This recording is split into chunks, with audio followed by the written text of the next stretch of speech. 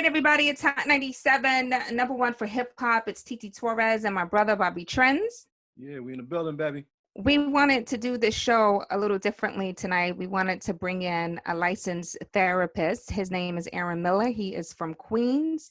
And we decided to do this show because we wanted to just have some mental relief, right, Trends? We've all been going through a lot. We've been seeing a lot on social media. We've been seeing a lot on television.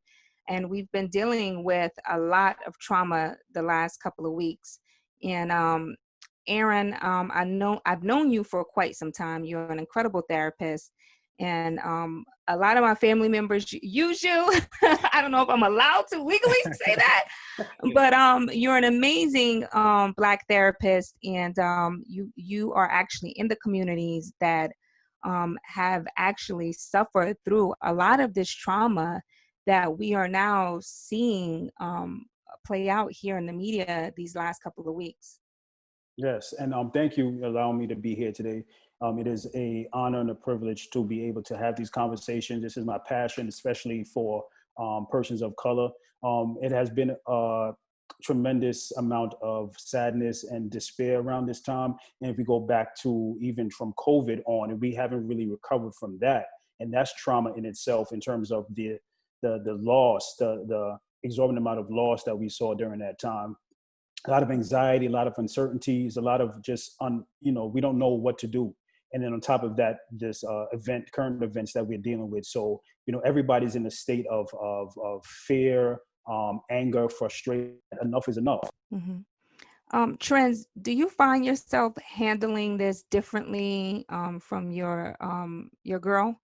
I'm just curious, are men and women handling this kind of differently? I would say so. I feel like,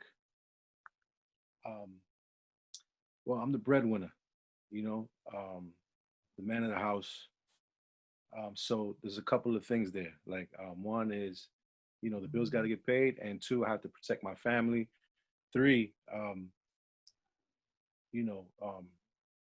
not so much the 1-year-old and the 4-month-old, but my 15-year-old. I have to have conversations with him. I have to talk to him. I have to make him understand what's going on, and also allow him to have an open mind and his own opinions. So it is frustrating. Just being a parent. There's no manual. There's no handbook to being a parent. You just do your best, try your best, and things are just happening every day. So you just got to stay on top of your toes and be responsible. It's interesting. More now than ever. It's interesting you say that you're the breadwinner. So I guess my question to you and my question to Arron is, do you and do most men feel because they are the breadwinner and the head of the household that they can't process what's happening because they may feel they have to be strong in this moment of grief, in this moment of watching the people that look like them and continue to look like them be abused in so many ways? TT, what I'm hearing you say is that as men, is it that we kind of detach so that we can cope? And I've been very transparent in my practice in terms of, like, it was too much to bear. It was too much to bear from Sean Bell, from Amadou Diallo, and I was young back then, and I was enraged at that point. Currently, and coming off of not even coming off, through the pandemic, which was another anxiety-provoking experience for me, and then embarking on this experience, I had to detach for my own peace. That's the word, detach. Yeah. That's it. I had to detach for peace because, first of all, I couldn't watch the clip more than 1 second. I'm like, I can't do that because I don't know what state I'll be in after that. I'm a trained clinician, so I feel like I have the ability to. And now for everyone else, they didn't have that luxury. So watching it, who knows what could happen at that point. But back to what you're saying, for men, oftentimes we detach as a way to cope and we just go and do. And that plays out, whether it's a pandemic, whether it's a race issue, or whether it's just in relationships and day to day. That's something that's kind of our coping strategy. That's the best way to say it. Yeah, definitely. That's definitely what I do. I feel like I already have so much like on my plate, in general, and then COVID, and now what's going on every day. I just I go into super provider mode, and there's there's so many things that I feel like I could be doing, and I feel like I can't get to it because I don't have enough time almost also. But I guess that's part of the detach and just working hard. So like I find myself like, not not looking at social media as much. And then when I do, I'm just like, wow, like I missed that, that, and that. So I feel like it's my duty to stay on top of it because I am in the media and I feel like we do need to talk about things. So it's just like there's like a balancing act that I have to play. So how do you detach from it, but yet still remain conscious and aware and be involved to make changes, to keep the ball pushing forward, right? To keep making the first downs, I guess that's what I'm The trying to way I say. feel like I saw something today on social media is people were talking about media and how we play a part and how there's a lot of people that want to be in our shoes. So it's easy for them to say because they're not in our shoes that we should be doing more or saying more. And could I be doing more? Probably. But I feel like I'm doing my best. Like they're saying, But I guess this is for like Arron, for everyday people, right? How Right. do we detach, but Right. but also still be conscious and still keep making the first downs to move the ball forward?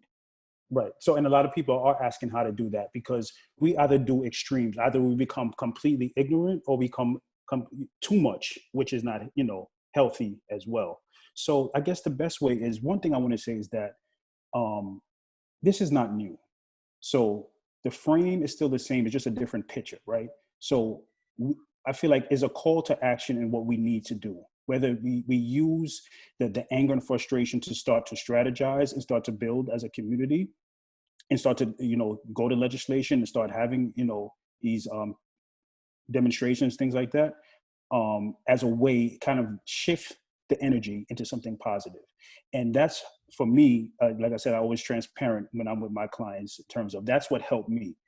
It shifted from the numbness, because that's something that we feel numb, like I don't feel anything, and that's not always healthy, right, as a coping strategy. And how did I shift that numbness and become empowered? When you get tired of seeing this happen to your brothers and sisters, because that's exactly what's happening to our brothers and sisters, you kind of reflect on what change can I make? What can I do on a micro level? What can I do in my community? Do you know your congressman and your councilman? Do you like, these are things that's important in terms of legislation. And these are small steps that you can do to start to make a difference. Start to take action. That's how we as people can become empowered. When you start to become a part of, start to take action. And that's what we see as the people are doing today, taking action. And that's the kind of where the start is, as opposed to absorbing the negative images that we're seeing and watching the tape over again. I personally could not watch the memorial yesterday. That again was too much. So knowing your limits, policing yourself. If you know that I can't watch the memorial show. I mean the memorial presentation they showed yesterday. Do not allow yourself to watch that. Protect your peace. Know your limits. And if you say, you know what, I can watch it, I'll be okay, then go ahead and do it. But it's really about knowing yourself and being aware. Yeah. I also got a lot of DMs from mothers and who have hit me, and I have found myself experiencing this sadness in a way that feels like grief, Right. where I feel myself crying, kind of like what I'm doing now, where I am sad for the mothers who have lost their child. I stamp out of it, but I go through these waves of grief because I feel for the loss of their children. And I don't know if that's normal. Is that normal? Absolutely. Absolutely normal, because as a mother, As a father, I put myself, I can't even imagine going through that. You put yourself in that situation, and it makes you very fearful, which is very scary. You know what I'm saying? Having Black and brown children, that we even have to think that and have to be afraid of that.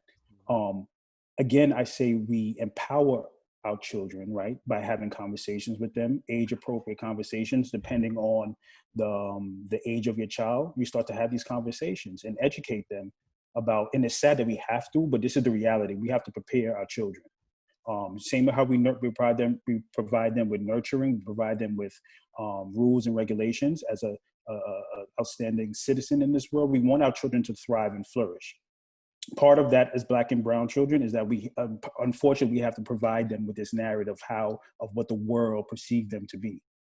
So how do we deal with the grief we feel for children?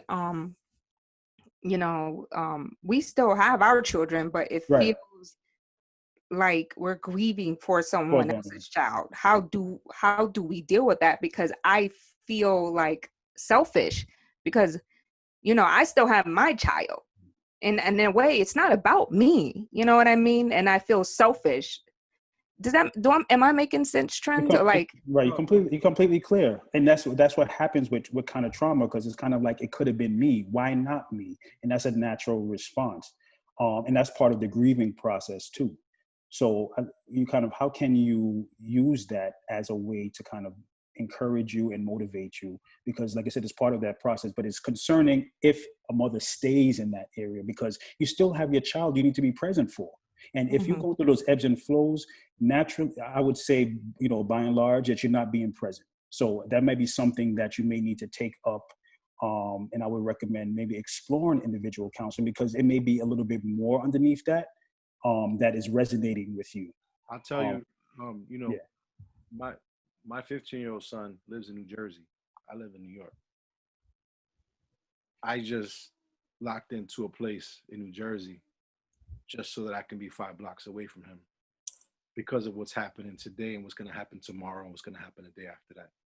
Because I feel like, although I speak to him every day on the phone, I feel like he needs my body in front of him. He needs to feel my energy, especially right now, because I feel like the world is really changing in front of us.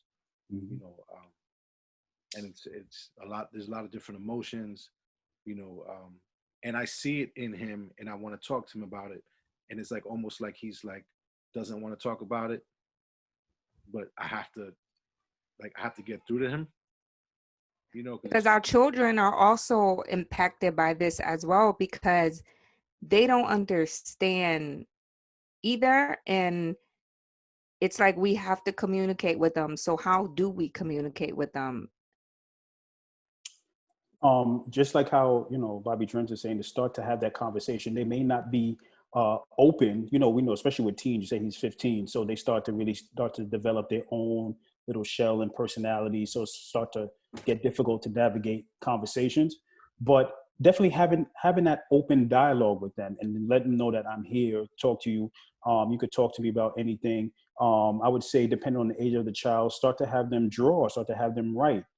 As a family, sit together and just have open dialogue and conversations about what's happening right now. Tell me what you're feeling about the protesting. Tell me what you're feeling about the George Floyd case or any other case that you want to discuss. How are you feeling about that? What is going through your mind right now? Try to limit the kind of the questions that they could say yes or no, and allow for more like open-ended questions that allow for dialogue. There's so much more, I feel like, because I feel like I have no problem talking to my son about what I feel like with my son in particular, trying to explain to him how to protect himself if he was in a situation, or how do you stay away from, how do you navigate out of a bad situation? How do you I'm trying to get through to him, because of the area he lives in. He's definitely one of a minority. So like I feel like he doesn't see a lot of things that happened to me where I grew up. So I feel like he almost like he feels like it can't happen to him. and I just Right. want to protect him, and I want to keep him. Like I keep saying to him, I'm like, when you're with your friends, if something bad goes wrong, everybody's gonna point at you, no matter what. Mm. You understand what I'm trying to say, TT? Yeah, it's like they don't get that when our kids have a different life than what we come out of, sometimes they're jaded by other children who have less than what we have surroundings. They don't understand that there are some children who are not as privileged as they are. Right. So they think that it couldn't happen to them.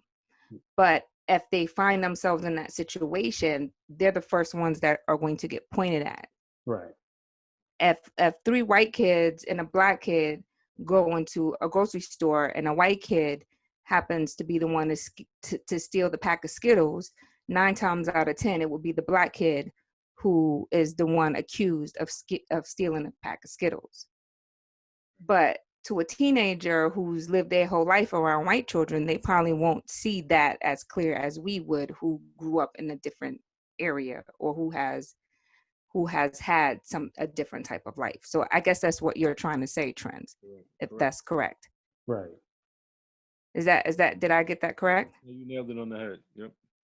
Right. And often, and I had a conversation with my therapist friends yesterday about how we work hard to, to have a better life for our children, but oftentimes they, because of coddling and just having resources, they don't get to exposure to things that we protect them from.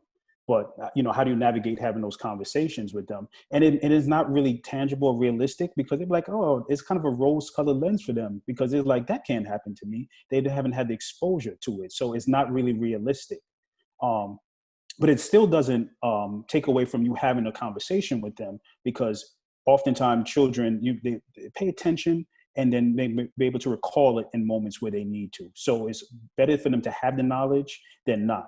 So you're like, listen, you may not have this experience, but in the event that you do, we all fly, and we often not pay attention to when the stewardess is doing all that stuff with the raft and all that stuff. We all be in our phones and things like that. But we know when the push comes to shove, we know what we need to do to protect ourselves. So we hope that our children would apply it, since we've given them the tools. Yeah. Yeah. How do we begin to have the dialogue with people who may not necessarily understand? I've seen a lot of people who are starting to have the conversations with their friends who do not necessarily come from the same backgrounds as them, who do not necessarily understand the experience of a minority. Right. And they're like, what do you mean slavery was 400 years ago? Like, what do you mean systemic racism? Either they don't understand it, or they choose to not understand it. How do you begin to have a dialogue with someone where it is not all the yelling or the tension, or you see protesters fighting protesters? Right. How do we begin to have conversation to make realistic changes? Well, one thing I want to say is that I guess all parties have to agree that what's the ultimate goal of this conversation. And in a perfect world, that's how we could start dialogue, but it doesn't work out that way. And in therapy school, we teach us how we have groups, and we talk about what's the group rules. No one shuns anyone's thoughts. One mic. All of that, like there's one conversation at a time. You don't talk over nobody. There's no stupid thoughts, and everybody is respected. In real life conversation, oftentimes that does not happen. There is not an understanding. There's not no end goal of this conversation. Everybody wants their point across, and their point is right, and that's the bottom line. But that's not the reality of life. So in a perfect world, how if me and you, we all chilling, and we want to talk about race relations and things that's going on in the world. Ultimately, I know that we all peoples, and we all support each other, and we have different point of views, and that's okay. But if I feel attacked, or if I feel that you trying to clown me, that's when it starts to get real. So ultimately, is respect. That's the number one thing. And if you have respect, then we can have a difference of opinion, because that's what adults can do. We don't have to agree on everything. And my point may not be right. Your point may not be right. But ultimately it's so that we can learn from each other. So once we have that foundation that you're trying to have a conversation with a person of another persuasion, then the ultimate goal is to learn from you. So they should be coming from a place of not knowing. So asking questions like, okay, so what does that mean? Not like, yo, slavery ended a long time ago. How are you dismissing my feeling and you don't know how that makes me feel? You know what I'm saying? So when saying something like that, something's going to pop off. So just being mindful of the language that you use, come from a place of not knowing, asking questions, and agreeing to disagree. Because at the end of the day, we all, you know what I'm saying, you're going home. You know what I'm saying? It's not going to make or break me, your decision. It's not going to change how I feel. But if you can understand where I'm coming from, then I can feel supported. Yeah. For those who may be in a space of feeling hopeless, this isn't going to change. You know, we've been marching, we've been protesting. Like, what advice would you give them? Like, how would you encourage them to stay focused and stay the course? If we can just sum this up for them. Sure.